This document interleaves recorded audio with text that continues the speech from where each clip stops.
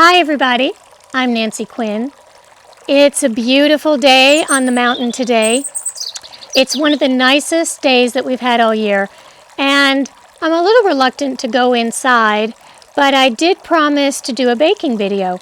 In fact, I had a letter from a really nice lady that said that she likes to get all the ingredients ahead of time and actually bake right along with me. So I think it's time that we get into the kitchen. Let's go on inside. Welcome to my kitchen on the mountain. I have a really fabulous recipe. It's pumpkin chocolate chip cookies. Now I know most of the time you use pumpkin in the fall, but I like these so much that I actually make them year round. So let me get started with telling you the ingredients. You're going to need 1 1/2 cups of butter, and have it softened because we're going to use a mixer in this recipe. 2 cups of packed brown sugar, 1 cup of white sugar, 1 15-ounce can of a solid packed pumpkin, 1 egg, 1 teaspoon of vanilla, 4 cups of all-purpose flour, 2 cups of cooking oats. Now if you want a more dense kind of a texture, you can use regular oats, but a quick let me try that again. A quick cooking oat will give you a much softer cookie. 2 teaspoons of baking soda, 2 teaspoons of ground cinnamon, 1 teaspoon of salt, and 2 cups of milk chocolate chips. The first thing we're going to start with is to make sure that we cream our butter and our sugar. So since the mixer is just a little noisy, let me get started on that and I'll be right back with you.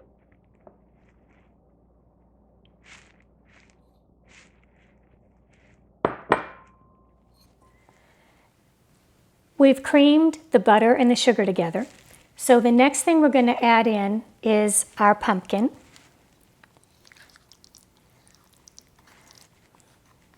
It's such a pretty color. It tastes good and it looks pretty too. My color. And the egg.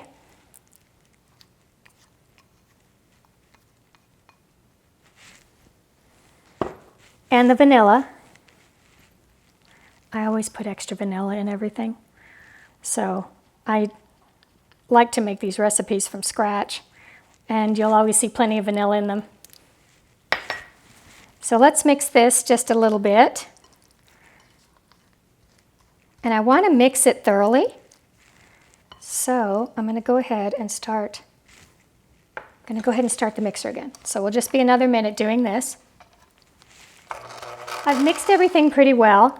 If you have a KitchenAid style or some type of a mixer that sits on the counter with a paddle, you can use that one too. That works really great for this kind of cookie as well.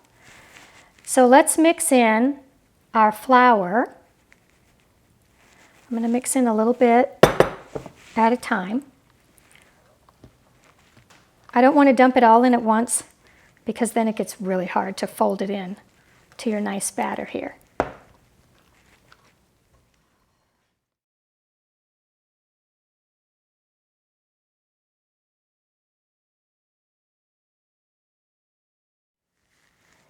Your baking soda, cinnamon, and salt are mixed together here, and we're going to put these in next.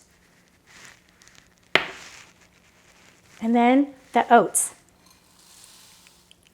Now we're going to finish mixing this, and then we're going to add in the last and one of my favorite ingredients. So I'll be right back.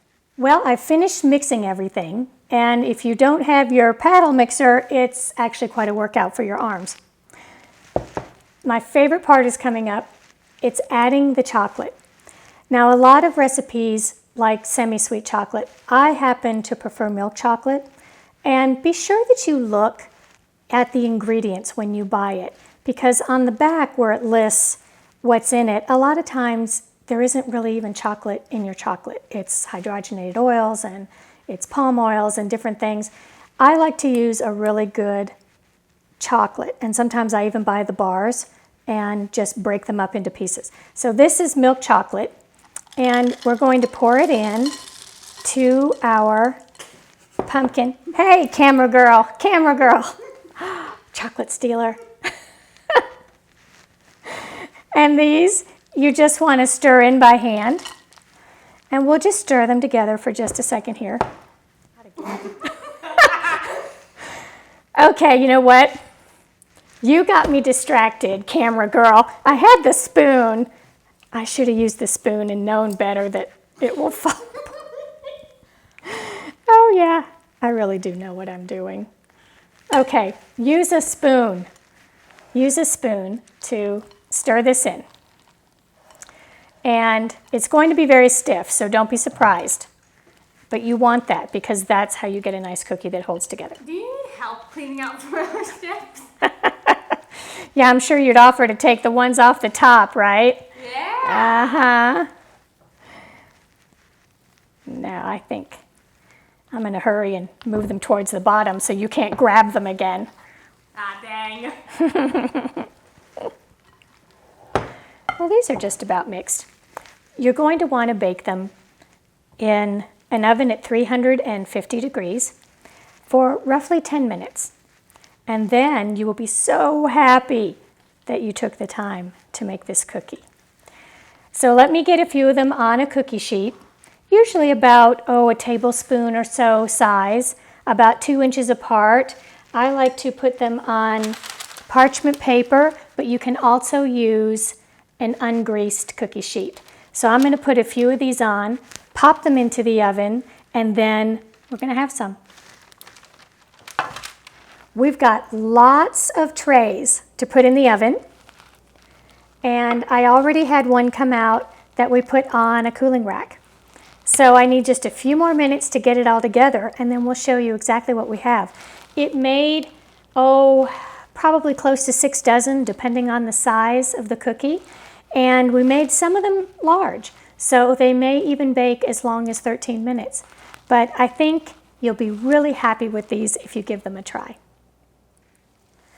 I really hope that you enjoy these and that you share these recipes with your friends and family and subscribe to the channel and look at the links below and find out more things about my books and my artwork. I love sharing all of these creative ideas with you, especially things that relate to serving food, because it's always made with love from my kitchen and sent to you. Well, the family is already getting out the milk, and Penny has made her way into the kitchen, so I think it's time for me to say goodbye, and I will see you soon.